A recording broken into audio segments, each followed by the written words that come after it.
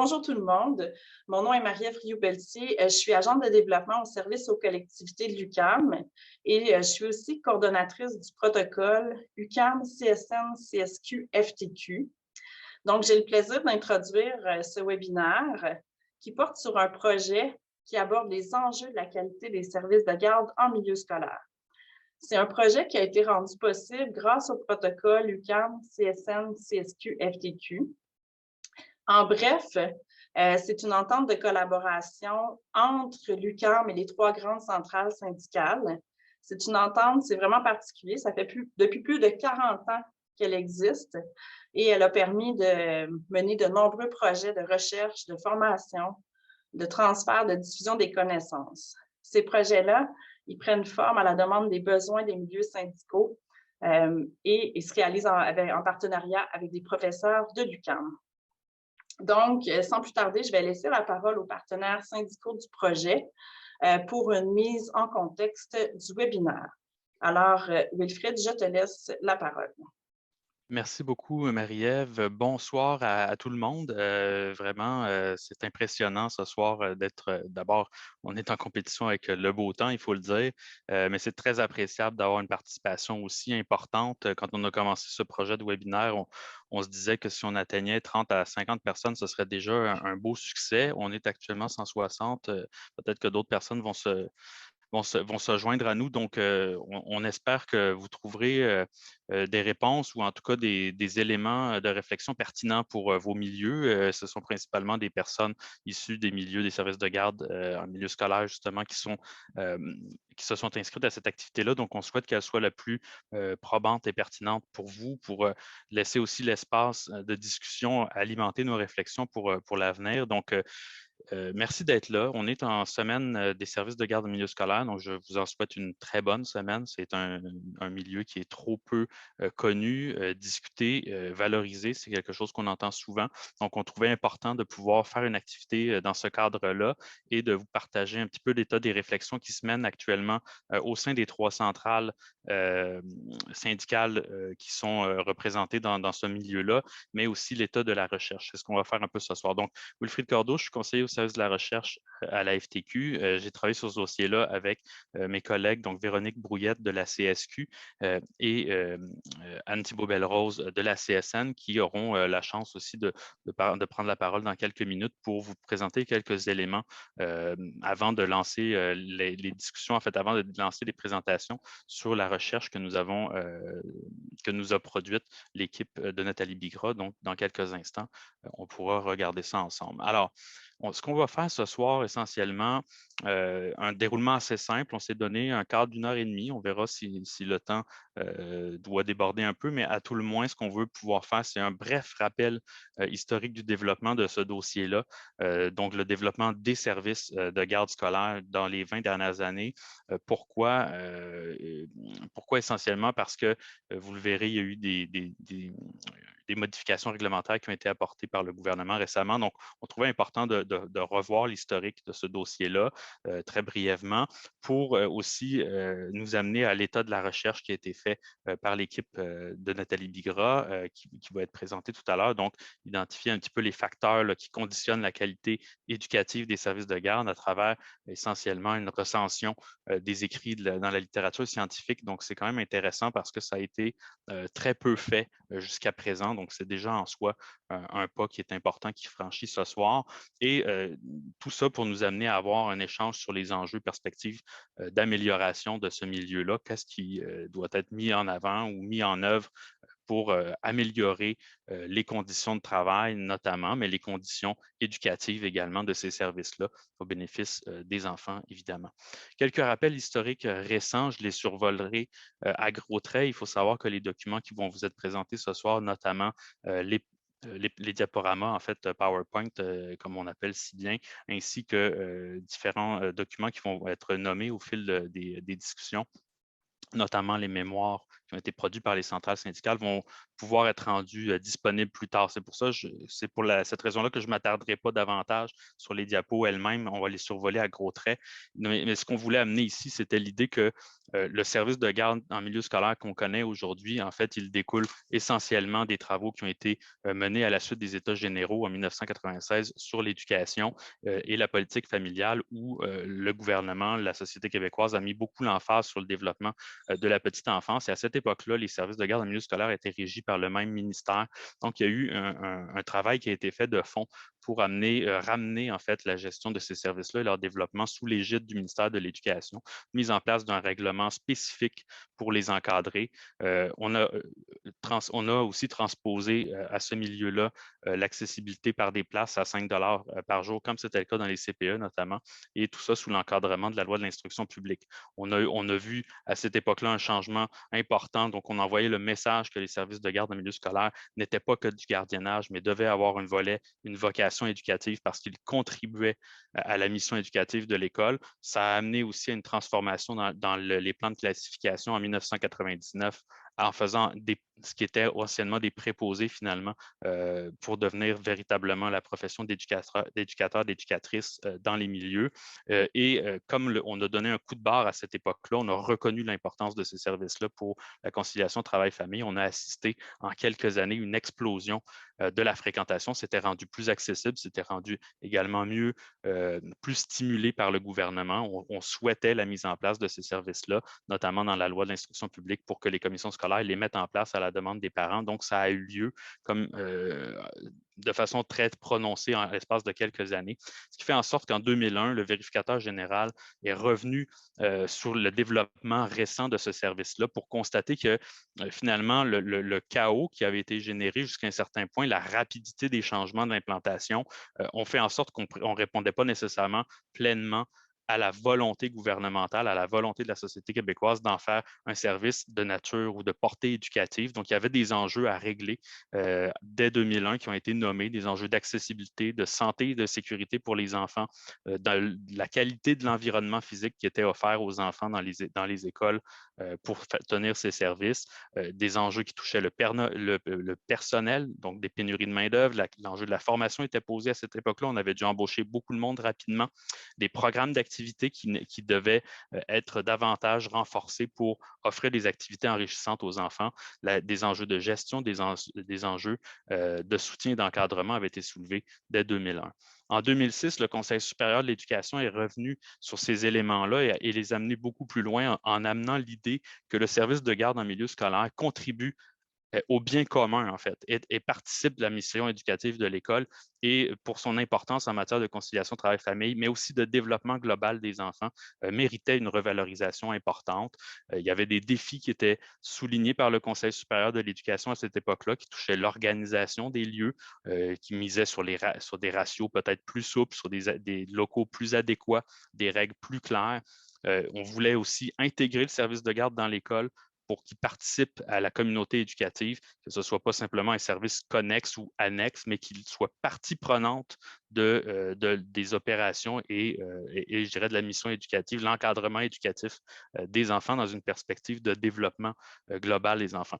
Le Conseil supérieur soulevait aussi à quel point certains types d'enfants, notamment les enfants en difficulté ou handicapés, par exemple, ou dans des milieux défavorisés, milieux pluriethniques, les enfants de 9 à 12 ans avaient des besoins particuliers qui ne trouvaient pas nécessairement des réponses adéquates dans les services tels qu'ils étaient offerts à cette époque-là. Donc, des chantiers à ouvrir, des travaux importants que le Conseil supérieur soulevait à cette époque-là, et notamment qui passait par un renforcement du règlement sur les services de garde tel qu'on le connaît actuellement, et qui en fait n'avait pas été changé jusqu'à récemment du tout. Donc, dans le fond, pendant une vingtaine d'années, jusqu'à ce printemps, le règlement était essentiellement le même et tient en 17 articles. Donc, des encadrements nettement insuffisants en termes de quantité, mais en termes de qualité également, qui était à revoir. Donc, le Conseil supérieur avait lancé un signal d'alarme à cette époque-là qui a été plus ou moins entendu 2 ans plus tard. Et là-dessus, je laisse la parole à Anne qui va peut-être nous en toucher un mot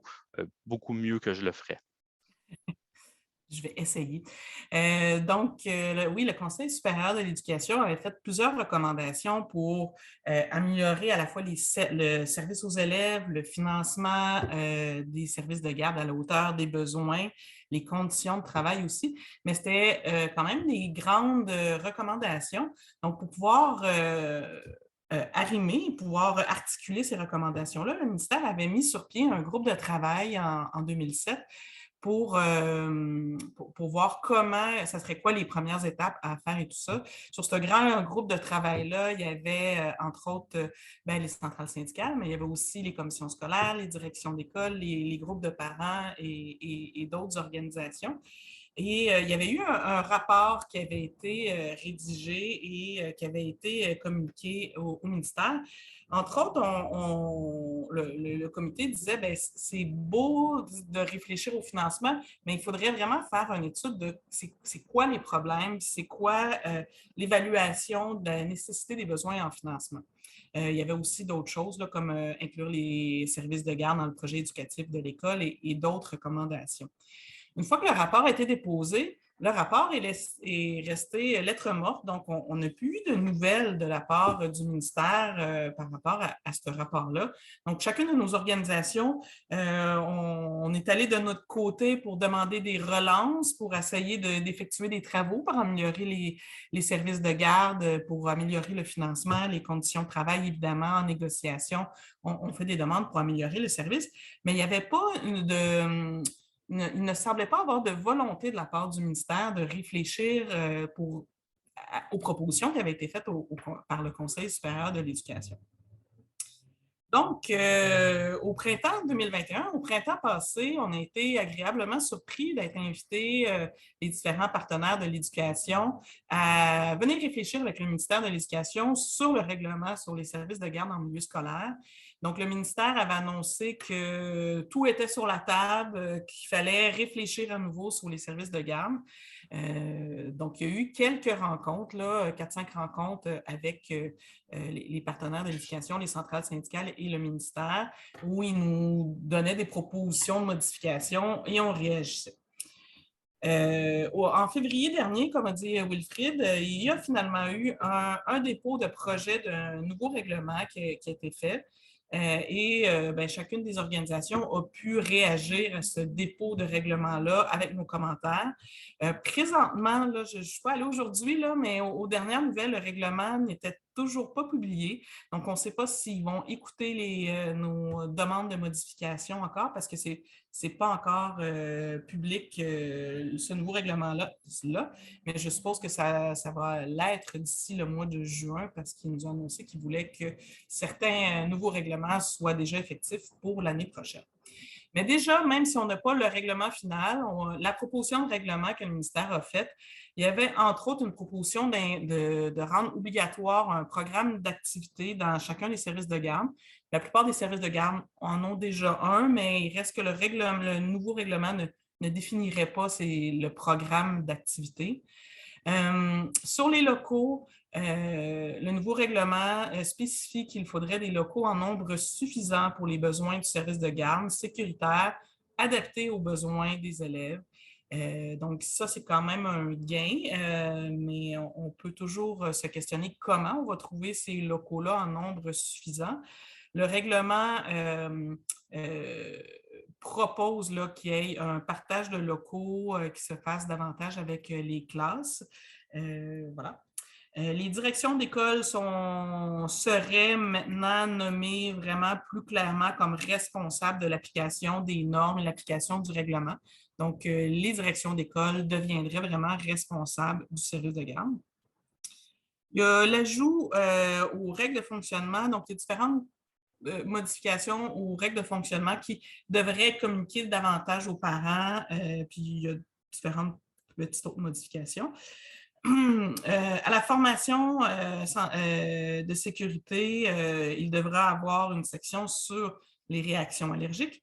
Et il y a aussi une grosse portion sur le financement qui n'était pas présent avant dans le règlement, mais il y aurait un plafonnement de les frais qui pourraient être demandés aux parents pour les journées pédagogiques et les élèves dits sporadiques.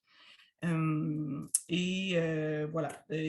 tout ça amène beaucoup d'incertitudes. On n'a pas encore toutes les réponses à nos questions par rapport à ces modifications-là parce qu'on ne sait pas encore exactement quelles seront les modifications. Mais il reste qu'on a beaucoup de questions. Il reste que déjà, on peut se rendre compte que le nouveau règlement ne va vraiment pas aussi loin que ce que le Conseil supérieur de l'éducation avait proposé de faire comme modification. Donc, ne répond pas aux questions, mais que doit viser un service de garde? Quel devrait être son rôle dans l'école de manière plus spécifique et quels devraient être vraiment les outils qui devraient être donnés au service de garde pour répondre à ces missions-là? Donc voilà, ça fait le tour de la mise en contexte. Alors, bonjour, merci. Comme mes deux collègues ont mentionné, là, on voit qu'il y a assez peu de grandes réflexions qui se sont faites là, sur les services de garde en milieu scolaire là, depuis la publication de l'avis du Conseil supérieur de l'éducation.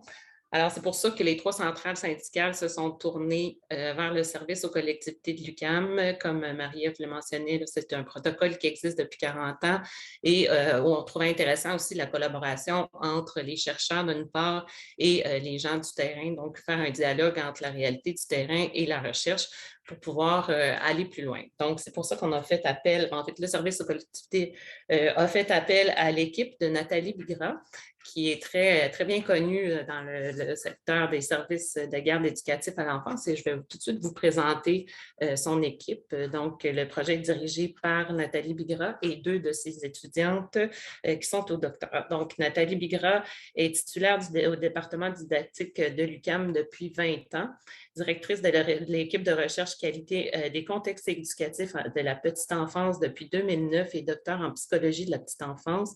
Ses travaux portent sur la qualité des contextes éducatifs de la petite enfance, les moyens pour favoriser le développement des enfants en contexte éducatif, l'accès aux services de garde des familles démunies, les effets de la pandémie sur le bien-être du personnel éducatif et des gestionnaires, ainsi que sur la pénurie de la main-d'œuvre et l'identité professionnelle en petite enfance.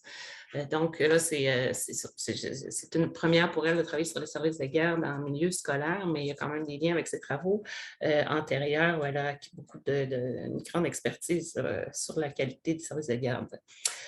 Émilie Vert, une des étudiantes qui travaille sur le projet, a une maîtrise en éducation, elle est au doctorat, a travaillé dans les crèches en France en tant que psychomotricienne. Elle est étudiante au doctorat en sexologie à l'UQAM. Elle s'intéresse à l'accompagnement en développement psychosexuel et relationnel des jeunes enfants dans une posture respectueuse de consentement. Ces expériences de recherche lui ont permis de participer à plusieurs recensions dans le domaine de l'éducation, dont le projet Poupons et trottineurs ouverts sur le monde. Et elle participe au projet de la recension des écrits sur les services de garde en milieu scolaire, donc qui vont être présentés immédiatement après, et surtout sur le volet sur les outils de mesure de qualité en services de garde en milieu scolaire. Et enfin, Nancy Proulx, qui a aussi une maîtrise en éducation et étudiante au doctorat dans l'équipe de Nathalie Bigra, est membre de l'équipe de coordination de l'équipe de recherche des contextes éducatifs de la petite enfance, la qualité des contextes éducatifs de la petite enfance, dirigée par Nathalie Bigra. Elle est chargée de projet pour le regroupement des CPE de la Montérégie. Ses intérêts portent sur la qualité éducative en petite enfance, les approches pédagogiques émergentes et les besoins des enfants de 0. Elle œuvre dans le domaine de la petite enfance depuis plus de 20 ans et elle fait de la recherche aussi sur les réalités des enfants de 4 ans dans différents contextes. Donc, c'est l'équipe qui va vous présenter, qui a participé finalement à la recension des écrits, qui vous sera présentée tout de suite. Alors, je cède la parole à Nathalie Bigra. Oui, bonjour tout le monde. Merci Véronique, merci à tout le monde pour cette invitation à venir présenter aujourd'hui. Je vais tout de suite partager mon écran pendant que tout va encore bien. Donc, est-ce que vous le voyez? Faites-moi pas juste un signe, dites-moi un mot parce que là, vous êtes... C'est bon, ça marche. Oui. Merci beaucoup, merci. Donc, je suis très contente d'être là aujourd'hui pour vous présenter en fait le fruit du travail que mon équipe a réalisé, là, surtout Nancy, Émilie et Josiane Maloney, qui n'est pas avec nous aujourd'hui, mais qui a travaillé beaucoup aussi l'automne dernier. Donc, le fruit du travail de toute cette équipe qui s'est déroulée là, depuis, en fait, nos premières rencontres qui ont eu lieu là, en septembre dernier. Donc, la présentation s'intitule « Enjeux de la qualité des services de garde en milieu scolaire ». Donc, vous aurez compris que ma spécialité portant sur la qualité, c'est un peu pour ça qu'on m'avait invitée. Alors, immédiatement, je vais changer la diapo, mais on dirait que ça ne marche pas. Ça ne sera pas long. Je vais y arriver. Donc, alors, le plan de la présentation aujourd'hui. Alors, ce qu'on va aborder, donc je vous rassure, on ne passe pas 1 heure là-dessus. On m'a donné un gros maximum de 25 minutes pour m'adresser à vous. Alors, j'ai essayé de faire ça rapidement. Donc, une brève mise en contexte du mandat qui nous avait été confié par le protocole SPUC et les 3 centrales. Ensuite, un survol rapide de la méthodologie qu'on a utilisée pour réaliser cette recherche. Les résultats de la revue ciblée qui vont être le cœur de la présentation. Nos conclusions, recommandations, évidemment des remerciements et une période de questions. Alors, je démarre tout de suite. Si on met en contexte le mandat, donc ce qu'on nous a demandé en septembre dernier quand on nous a sollicité, les gens du protocole ainsi que les 3 centrales, on voulait que nous puissions décrire et mettre en contexte les services de garde en milieu scolaire au Québec, la notion de qualité, les mesures utilisées pour évaluer la qualité et les facteurs associés à cette qualité dans les services de garde en milieu scolaire. On nous a aussi demandé d'établir la liste des principales définitions de la qualité, des mesures utilisées pour l'évaluer, ainsi que des facteurs qui y sont associés. On voulait que l'on décrive et que l'on analyse les résultats des travaux théoriques et empiriques à propos des facteurs associés à la qualité, toujours dans les services de garde en milieu scolaire, mais depuis les années 2000, donc au cours des 22 dernières années. Et on voulait qu'on identifie les facteurs répertoriés dans les étapes qui précèdent pour établir un certain degré de priorisation à être inclus dans la future réglementation du ministère de l'Éducation dont vos collègues vous ont parlé précédemment. Alors, la méthodologie qui a été utilisée, donc le type de devis de recherche qu'on a choisi, c'est ce qu'on appelle le devis de revue ciblé des écrits. Donc, c'est une méthodologie qui est utilisée pour essayer de répertorier le plus d'études existantes sur un sujet donné pour essayer d'en dégager des conclusions. Donc, essayer de savoir à partir de tout ce qu'on retrouve dans la littérature sur un sujet donné, qu'est-ce qu'on en dit de manière générale et faire des propositions. Donc, le but étant évidemment de relever les différents aspects pour une même question de recherche. Notre question étant évidemment faisant partie du mandat qui a été mentionné tout à l'heure. Donc, comment on mesure la qualité, comment on définit la qualité, comment on la mesure, quels sont les déterminants et quels sont les effets et qu'est-ce qui, dans cette information-là, peut servir à améliorer la réglementation. Donc, si on regarde la méthodologie utilisée au niveau de les étapes de réalisation de la revue ciblée, alors on a commencé par, en fait, je dis on, mais c'est vraiment Émilie, Nancy et Josiane qui ont travaillé là-dessus. Moi, j'étais leur superviseur. Donc, elles ont commencé par identifier et trouver 1098 documents dans les bases de données. Elles ont retiré des doublons, il y en a toujours là, quand on fouille dans les bases de données, et ça a donné une admissibilité de 730 documents qui ont été examinés. Donc ça veut dire que ces documents-là, tous les résumés ont été lus et on en a exclu 544 qui n'étaient pas suffisamment en lien avec nos questions de recherche, les mots-clés qu'on recherchait autour des aspects que j'ai mentionnés tout à l'heure. Finalement, on a inclus 186 documents qui ont été évalués et là, qui ont été lus et analysés. À travers ça, 71 ont été exclus et on a terminé avec 115 documents qui ont été inclus dans l'analyse. Et c'est sur ces 115 documents-là que porte la revue des écrits ciblés que je vous présente aujourd'hui. Donc, les types de documents qui ont été revus, si on les classe par année de publication, vous remarquerez dans la première colonne ici que nos documents ont été surtout publiés en 2000 et 2009, puis en 2010 et 2019. Donc, c'est important au niveau de la récence des documents. On veut savoir, les documents moins récents sont souvent moins pertinents parce que d'autres choses ont été faites par la suite et sont moins pertinents aussi parce que les contextes changent. Vous remarquerez aussi que parmi les 115 documents qu'on a analysés, il y en avait plus des 2/3 qui avaient été publiés aux États-Unis. C'est important à retenir aussi parce que le contexte américain n'est pas exactement le même que le contexte québécois. Il y en a un peu ailleurs, mais très peu. Finalement, on avait surtout la forme de documents analysés, ça a été surtout des rapports de recherche et des articles. Donc, si on cumule là, ces deux types, des articles scientifiques, si on cumule ces deux types de documents-là, ben, on en a là, pour plus de 80% de nos documents.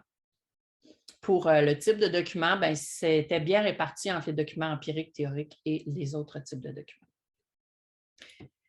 Si on regarde maintenant quels sujets ont été couverts et quelle proportion des documents couvraient ces sujets-là, on remarque que d'abord, il y a quelques sujets comme relation avec les parents, qualité des processus, qualité des orientations, des termes que je vais définir tout à l'heure, santé, développement, besoins particuliers étaient très, très, très peu apparents dans la recension des écrits. Donc, on a très peu retrouvé ces documents-là. Donc, sur 24 thématiques qu'on avait codées, il y a très peu d'éléments qui se retrouvent dans ces thématiques-là. Par contre, à l'inverse, les thématiques qui sont les plus fréquentes et populaires, ce sont les thématiques autour de les définitions de la qualité. Près de 50% des documents abordaient les définitions de la qualité, la mission et le rôle des services de garde dans le milieu scolaire, près de 65%. Les perceptions, le vécu des enfants et surtout les effets des services de garde sur les enfants, près de 40% des documents l'abordaient. Et finalement, dans les plus fréquents, le programme d'activité, mais des programmes d'activité différents de ce qu'on entend par là au Québec. Alors, j'y reviendrai tantôt. Et finalement, les conditions de travail pour le personnel éducateur, éducatif est tout aussi assez populaire. Entre les deux, on a des outils de mesure de la qualité, 30%. Le financement était abordé là, dans 35% des documents et la formation initiale et son rôle aussi pour 35%. Puis finalement, dans les 20%, on a les autres. Donc, le partenariat, l'évaluation, les interactions adultes-enfants, la qualité opérationnelle, la qualité structurelle, la collaboration au sein des écoles, la formation continue, l'organisation des lieux et les ratios. Donc, c'est important de savoir ça parce que quand on aborde ensuite les sujets et nos recommandations, on doit tenir compte aussi de la quantité d'informations qu'on avait sur chacune des dimensions. Alors, les résultats de la recension nous donnent des réponses à 7 types de questions.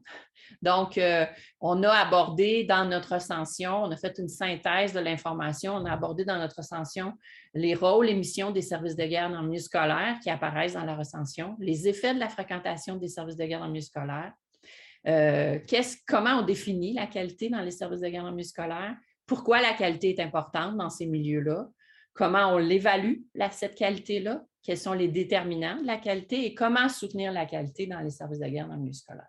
Alors, on va les passer un après l'autre. Donc, au niveau des résultats concernant les rôles et les missions des services de garde, on les présente séparément aux États-Unis, à travers le monde, au Québec, parce que, comme je vous ai dit tantôt, c'est très différent. Donc, on commence par les documents pour lesquels on avait le plus d'informations, c'est-à-dire les États-Unis. Donc, quand on aborde la question du rôle et des missions des services de garde aux États-Unis, on nous parle surtout que la mission de ce type de service-là, c'est d'offrir un lieu sécuritaire aux enfants en dehors des heures de classe. Donc, il y a 8 sources qui ont abordé ça. D'offrir un service qui favorise la conciliation famille-travail, de permettre le développement social des enfants, de permettre aussi la prévention des difficultés chez les enfants. Donc, eux, ils associent ça beaucoup à la prévention du décrochage scolaire, de la délinquance et des grossesses précoces. Donc, le fait que les enfants ont un lieu où ils peuvent se retrouver après l'école, ils ne sont pas dans la rue, puis ils sont moins à risque de développer des comportements problématiques, entre autres. Et finalement, pour eux, le travail en collaboration avec différentes organisations communautaires est très important. Donc, aux États-Unis, les services de garde milieu scolaire sont souvent dans des lieux hors école, c'est-à-dire dans des organisations communautaires, dans des organisations caritatives, dans des lieux liés à des lieux de culte. Donc, c'est très différent à ce sujet-là de chez nous, d'où l'importance de les présenter séparément. Ensuite, quand on regarde comment sont définis les rôles et les missions des services de garde milieu scolaire à travers le monde, en Europe, on émet le souhait, en fait, c'est le souhait des parents que les enfants vivent des expériences différentes des expériences qu'ils vivent à l'école. Donc, ils souhaitent que les enfants fassent autre chose qu'être en apprentissage scolaire. En France, en Belgique, au Luxembourg, on met l'accent sur l'apprentissage actif des enfants dans le contexte du service de garde, sur le soutien émotionnel et la prise de conscience de l'enfant de lui-même et des autres, donc d'apprendre à être en relation avec d'autres. Une seule source par ailleurs. Au Royaume-Uni, on vise surtout que les services de garde soient des milieux sécuritaires et qu'ils contribuent à l'amélioration des résultats académiques. Donc, vous voyez, il y a une différence entre les pays plus francophones et les pays plus anglophones ou anglo-saxons. En Asie-Pacifique, on mise beaucoup sur la sécurité des enfants, mais aussi leur permettre de réaliser des apprentissages. À Taïwan en particulier, on veut que les services de garde soient un lieu sécuritaire, donc c'est vraiment la visée principale et première. En Nouvelle-Zélande, on observe beaucoup un manque de structure offerte et on vise que les enfants puissent avoir accès à des activités éducatives, mais aussi créatives après l'école. Et finalement, en Australie, ils conçoivent le rôle des services de garde comme celui d'offrir des soins, des loisirs et une éducation aux enfants de 5 à 12 ans. Donc, pour eux, c'est un lieu d'apprentissage.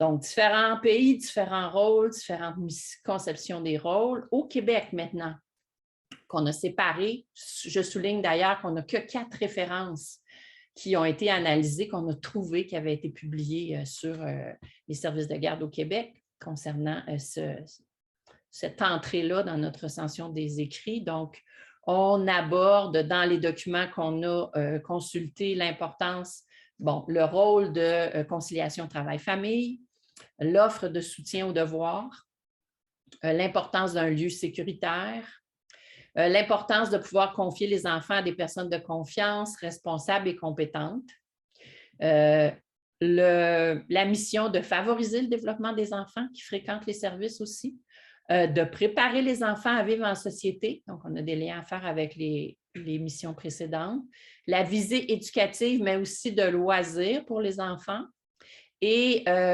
contribuer aussi à détecter différentes problématiques chez les enfants, solitude, difficulté d'apprentissage comportemental et finalement l'égalité des chances pour tous. Donc, vous voyez que dans les sources qu'on a consultées, on a le Conseil supérieur de l'éducation, le fameux rapport qui est resté lettre morte depuis déjà 15 ans.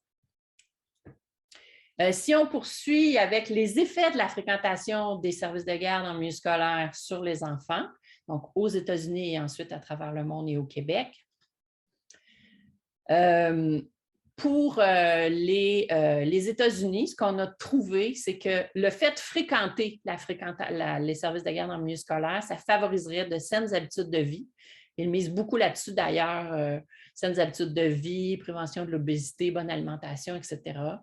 Ça favoriserait aussi l'amélioration des résultats académiques, la réduction des comportements problématiques chez les enfants. Ce serait associé, fréquenter un service de garde en milieu scolaire aux États-Unis, à l'accroissement de compétences d'affirmation et d'autocontrôle chez les enfants. Et ça contribuerait aussi à l'engagement des enfants, à leur capacité d'attention et à leur sentiment d'appartenance. Finalement, on associe beaucoup la fréquentation des services de garde en milieu scolaire dans 2 sources aux compétences du 21e siècle. Ça, on en parle beaucoup à l'OCDE. Donc, communiquer, collaborer, développer une pensée critique et être créatif. Donc, c'est quand même seulement 11 sources qui ont abordé les effets de la fréquentation des services de garde en milieu scolaire aux États-Unis. À travers le monde, maintenant, il y a très peu de sources qui ont abordé les effets. Donc, en France, en Belgique, on dit que les enfants bénéficient des expériences vécues avec les adultes et leurs pairs et considèrent que le service de garde en milieu scolaire est comme une micro-société. Au Royaume-Uni, ça contribuerait au développement social, émotionnel et intellectuel des enfants et au soutien à l'apprentissage. Alors qu'au Québec, on a une seule source qui aborde les effets, mais qui dit que les enfants manifestent un manque de liberté et une absence de choix. Donc, il faudrait s'assurer de bien distinguer les besoins des enfants de 5 à 9 ans des besoins des enfants de 9 à 12 ans. Maintenant, si on aborde la troisième question, qu'est-ce que la qualité en service de garde en milieu scolaire? Bien, en fait, la qualité, ça se décline en 4 grandes composantes, puis on a retrouvé ces composantes-là à l'intérieur de la recension des écrits. Donc, la qualité structurelle, ça concerne ce qu'on appelle la réglementation, donc les normes de santé, sécurité, les ratios, la qualification du personnel, la formation initiale et continue. Cette qualité structurelle-là a été associée à la qualité des processus, c'est-à-dire à comment les environnements où se retrouvent les enfants sont organisés et quelles sont les expériences quotidiennes que vivent les enfants, en particulier avec le personnel éducateur, mais aussi avec les autres enfants, qu'on va appeler la qualité des orientations, des interactions plutôt. Il y a aussi ce qu'on appelle la qualité opérationnelle, qui concerne l'importance du leadership et de la gestion, un leadership fort et une gestion efficace. On va y revenir, là. Et la qualité des orientations qui concerne les opinions, les croyances, la culture concernant le rôle du personnel éducateur et la vision qu'on a de l'éducation, mais aussi les images qu'on se fait de l'enfant, de ses capacités, de ses forces et de ses difficultés. Donc ça, c'est plus au niveau vraiment de ce que le personnel qui intervient avec les enfants a comme opinion, croyance et représentation au sujet de ce qu'est un enfant dans un milieu qu'il accompagne. Maintenant, pourquoi la qualité est importante en service de garde en milieu scolaire? Il y a beaucoup de sources. Il y a quelques sources, en fait, là, ils sont énumérées au bas de l'écran, là, qui nous ont parlé du fait que la qualité a des effets bénéfiques pour l'enfant. Entre autres, ça aurait un effet bénéfique sur le sentiment d'appartenance des enfants, sur leur estime de soi et sur leur habileté académique. Donc, beaucoup de sources qui mentionnent ça. La qualité est importante aussi parce qu'elle amène la diminution de pratiques disciplinaires coercitives de la part du personnel éducateur. Donc, lorsque la qualité est élevée, il y a moins de pratiques disciplinaires coercitives. La qualité serait aussi favorable à l'établissement d'une relation de confiance entre les parents et l'école. Et ça a été soulevé par 4 sources différentes. Et finalement, pourquoi la qualité est importante? Mais parce qu'elle favorise aussi la conciliation travail-famille, parce que les parents qui confient leur enfant un service qu'ils considèrent de qualité, mais partent travailler sans s'inquiéter et ont la tête dégagée pour assumer leur travail quotidien. Finalement, on a la question de comment est évaluée la qualité dans les services de garde en milieu scolaire dans cette recension-là. Évaluer la qualité, c'est important parce que ça permet de développer une culture d'évaluation. Donc, la culture d'évaluation permet de développer un langage commun. Tout le monde utilise les mêmes termes, on se comprend mieux. On fait preuve aussi d'une compréhension commune de la qualité. Quand on parle de qualité, des orientations, des structurelles ou des processus, on sait de quoi on parle. Ça permet aussi de développer des normes et des indicateurs de qualité pour améliorer les choses. Et ça permet d'identifier ensemble des besoins, des objectifs et d'améliorer ultimement la qualité qu'on retrouve dans les milieux de garde. Alors, les instruments d'évaluation de la qualité qu'on a retrouvés à l'intérieur de cette recension-là, ils sont au nombre de 20 qui mesuraient différentes composantes de la qualité, mais 4 instruments de 2 types nous apparaissent plus utiles pour ce qui pourrait être utilisé au Québec. Donc, c'est des instruments d'auto-observation qui peuvent être utilisés pour s'auto-observer et des instruments qui utilisent un observateur externe pour évaluer la qualité. Donc, je les ai répertoriés ici. Je n'entrerai pas dans les détails parce que je n'ai pas beaucoup de temps. Vous pourrez le consulter, puis il y a de nombreuses notes aussi dans ce PowerPoint-là au sujet de chacun des instruments. Mais ce qu'on doit retenir, c'est qu'il y a 3 instruments qui pourraient être utilisés par les membres du personnel, dont le premier, qui est le School Age Care Environment Rating Scale, qui a été traduit puis qui est sûrement connu par certains d'entre vous, l'échelle d'évaluation de la garde scolaire en version francophone, donc qui est bien connu. Donc, la plupart des instruments sont organisés de la même façon, entre 5 et 7 échelles. Celui-là, il y a 7 échelles qui mesurent des composantes particulières de la qualité. C'est surtout la qualité des processus qui est mesurée. Mais il y a certains des instruments qui vont mesurer aussi les ressources qui sont offertes, la formation qui est offerte. Et chacun des instruments ne mesure pas toujours les mêmes groupes d'âge. Donc, si vous remarquez, le premier, c'est de 5 à 12 ans, le deuxième, seulement pour les groupes d'enfants de 9 à 12 ans. Ce qui est intéressant aussi parce qu'on dit souvent que les besoins des enfants de 9 à 12 ans sont un petit peu moins bien cernés dans la recension, entre autres. Je n'ai pas d'avis là-dessus, je ne suis pas allée observer ce qui se passe dans vos milieux. Le troisième, il porte sur les enfants de 5 à 16 ans, donc on est vraiment dans quelque chose qui est plus dans une perspective américaine, là. Et finalement, le dernier, c'est un instrument qui est utilisé vraiment par quelqu'un à l'extérieur, qui mesure ce qu'on appelle la qualité des processus, mais les pratiques prometteuses et ce qui favorise l'engagement, les interactions et les activités des enfants. Moi, je l'ai trouvé particulièrement intéressant, celui-là, là. Donc, parce qu'il va dans une direction de voici ce qu'on pourrait faire, ce qui est prometteur. Et ça, c'est intéressant. Ce n'est pas que ce que tu as réussi, ce que tu n'as pas réussi. Donc, c'est plus positif. Maintenant, en 6e point, au niveau des résultats de la recension, on a répertorié quels sont les déterminants de la qualité. Dans la recension des écrits, il y a 3 grands déterminants de la qualité qui sont apparus comme très importants au niveau du nombre de sources qu'on a analysées. D'abord, les pratiques des gestionnaires, je vais y revenir en détail, les interventions du personnel éducateur et les conditions de travail, vous ne serez pas surpris.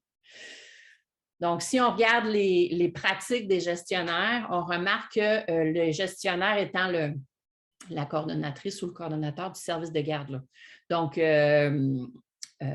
ce qu'on remarque, c'est qu'on aborde l'importance d'offrir une formation en gestion ou de permettre aux coordonnateurs ou aux gestionnaires de suivre une formation en gestion et que ça leur permet d'offrir un meilleur support aux membres du personnel. Donc, si eux-mêmes ont de la formation, ils peuvent aussi offrir de la formation à leur personnel et ça accroît la qualité. Donc, ça, c'est un élément qui est ressorti beaucoup dans 11 sources. On a beaucoup abordé aussi l'importance de la reconnaissance du service de garde dans l'école, au sein de l'école.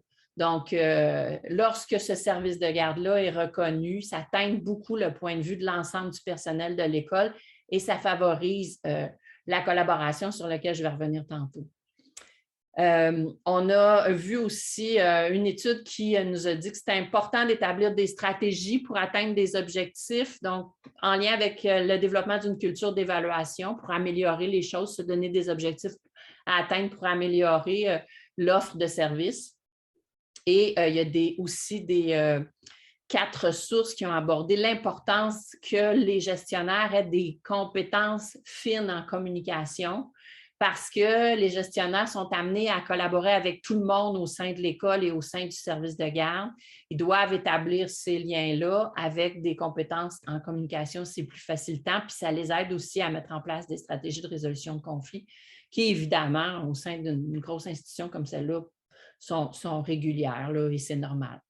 Finalement, il y a 9 sources qui abordent l'importance de mettre en place un leadership partagé, donc de la part de la gestion, qui permettrait une construction collective, encore une fois, d'objectifs, des échanges au sujet des normes de la qualité, mais aussi qui appuierait des réflexions au sujet des valeurs, de la mission qu'on veut développer avec les enfants dans le service de garde.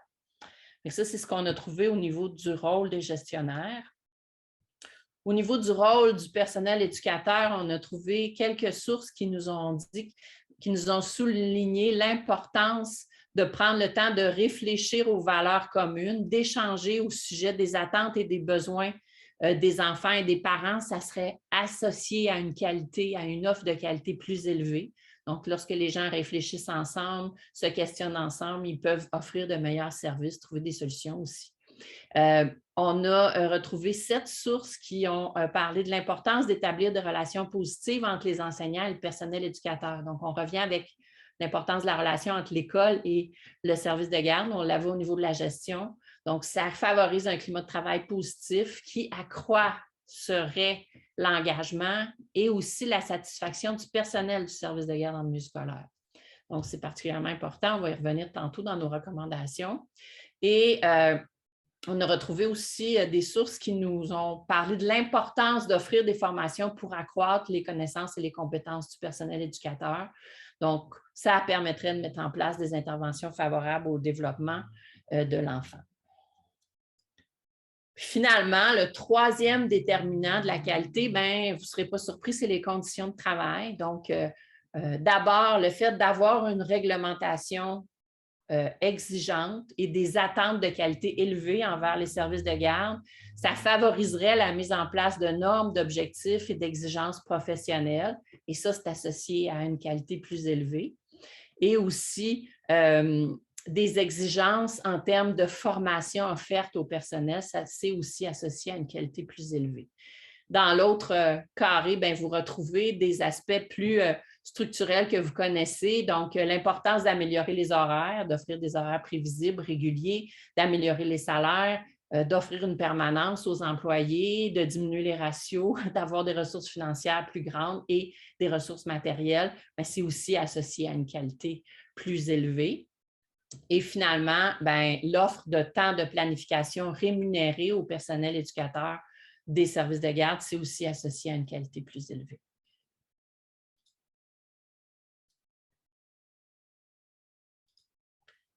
Alors, tout ça est bien intéressant. Maintenant qu'on a identifié les déterminants de la qualité, on a essayé de réfléchir à comment tous ces aspects-là se regroupaient ensemble pour contribuer à la qualité des processus, mais aussi à la qualité des interactions plus élevées avec les enfants.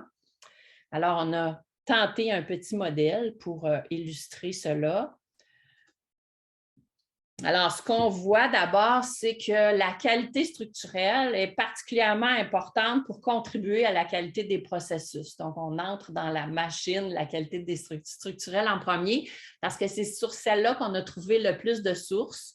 Et les sources les plus nombreuses aussi concernaient l'importance de la formation du personnel éducateur pour améliorer la qualité, mais aussi la formation pour améliorer la reconnaissance perçue dans le service, mais aussi dans l'école. Donc, plus les éducatrices sont formées, plus elles seraient, selon la littérature qu'on a trouvée, reconnues au sein de l'école comme des professionnels avec lesquels on veut travailler en collégialité.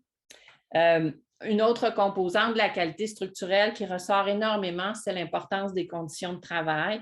Donc, les conditions de travail sont fondamentales pour hausser la qualité. On l'a vu tantôt au niveau du ratio, au niveau de la taille des groupes, des horaires, de la stabilité du personnel, des exigences de formation, des conditions salariales, etc. La qualité structurelle, elle soutient donc la qualité des processus, mais elle soutient aussi la qualité des interactions chez les enfants, avec les enfants.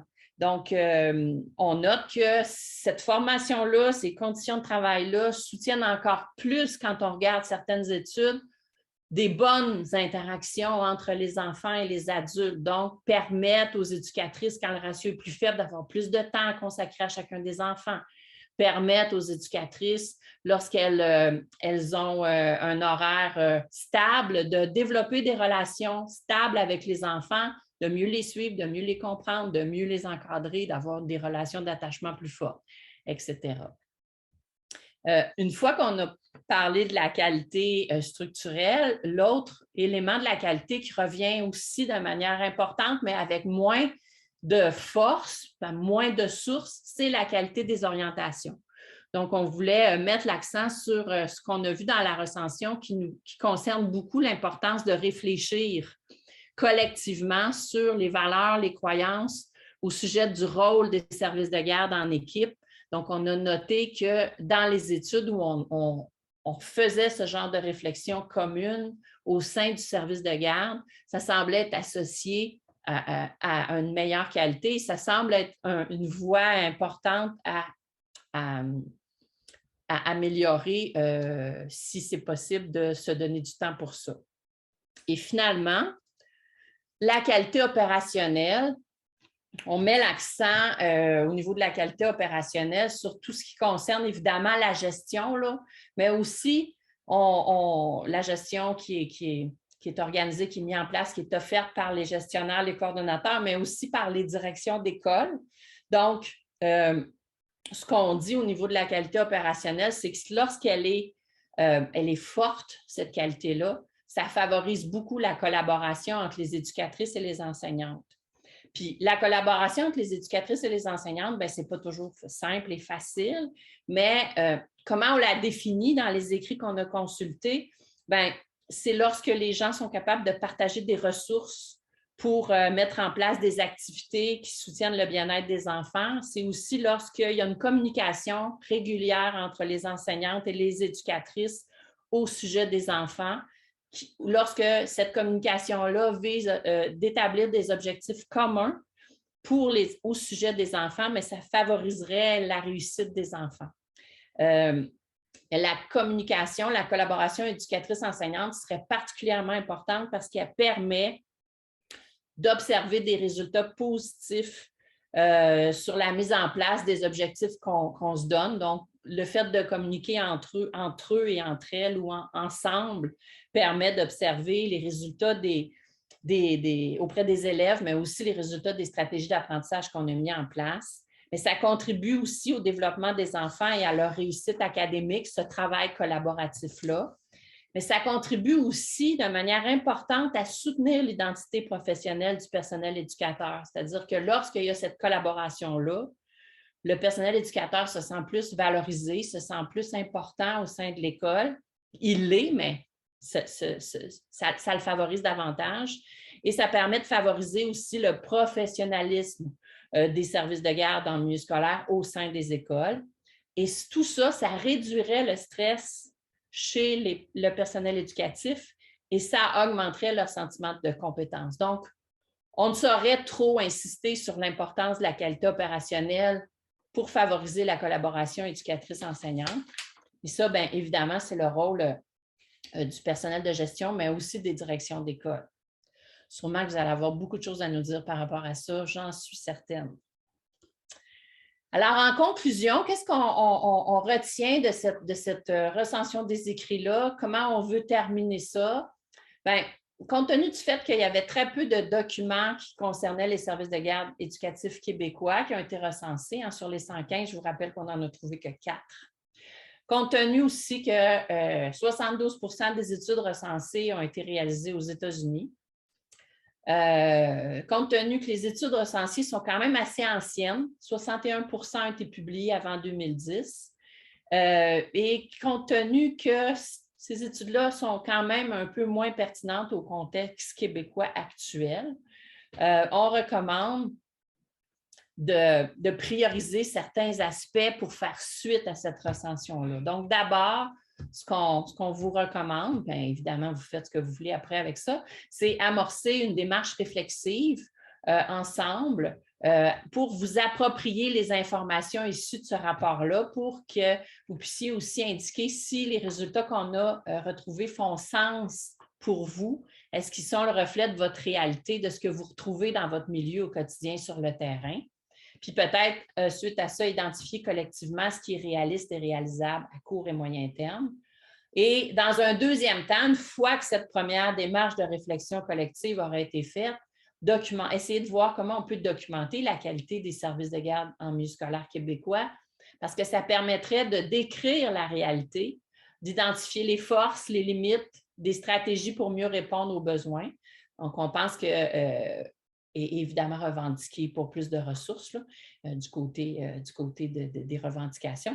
On pense que pour ça, on pourrait utiliser un devis de recherche mixte ou des mesures multirépondants. Sur quoi devraient porter ces études-là? Parce que la recension nous oriente aussi là-dessus. Bien, d'abord, on pense qu'on devrait essayer de documenter la qualité des interactions et des processus qui se retrouvent dans les milieux. Donc, ça nous permettrait de répondre à la question « Quelle est la réalité des expériences quotidiennes offertes aux enfants dans les services de garde en milieu scolaire québécois? » On pense aussi qu'on devrait documenter la qualité des orientations, c'est-à-dire que pensent les éducatrices de leurs services de garde québécois, quelles sont leurs valeurs, leur représentation de leur rôle, qu'est-ce qu'elles aiment dans leur travail, qu'est-ce qu'elles aiment moins dans leur travail. Ça peut être très riche aussi comme type de recherche. Un peu plus qualitative probablement, et quelles sont les perspectives des enfants et des parents québécois sur leur service de garde. Donc, les enfants de 6-12 ans sont en masse assez grands pour répondre à ces questions-là puis réfléchir. Donc, ça pourrait être très intéressant de les interroger. Puis, il existe toutes sortes de devis de recherche très intéressants qui pourraient nous permettre de le faire aussi. Puis finalement, bien, compte tenu de l'importance qu'avait dans la recension tout le rôle de la gestion et de la direction de l'école, on pense qu'on devrait aussi documenter le vécu des gestionnaires des services de garde milieu scolaire et des directions d'école dans ce contexte-là. Donc, ce seraient des pistes de recherche. Alors, je termine avec ça. Je voudrais remercier tous ceux qui ont contribué à cette recension des écrits. Donc, c'est clair que ça n'aurait pas été possible sans le protocole UQAM-CSN-CSQ-FTQ. Je veux remercier en particulier Marie-Ève Rioux-Pelletier pour la coordination exceptionnelle de ce projet. Merci, Marie-Ève. J'aimerais aussi remercier les représentants des 3 centrales, donc Anne-Thibault Belrose, Véronique Brouillette et Wilfrid Cordeau pour leur confiance et leurs commentaires, réflexions qui sont très précieux et qui nous aident à avancer dans ce projet-là. Mais surtout, je veux remercier les 3 étudiantes qui ont lu, analysé, classifié les 115, les 1000 quelques écrits dont je vous ai parlé au début. Donc, Nancy, merci Nancy, qui est doctorante en éducation sous ma direction, Émilie Vert, qui est aussi au doctorat en sexologie sous ma direction, et Josiane Maloney, qui est étudiante à la maîtrise en éducation. Donc, ça conclut ma présentation. Merci de votre attention.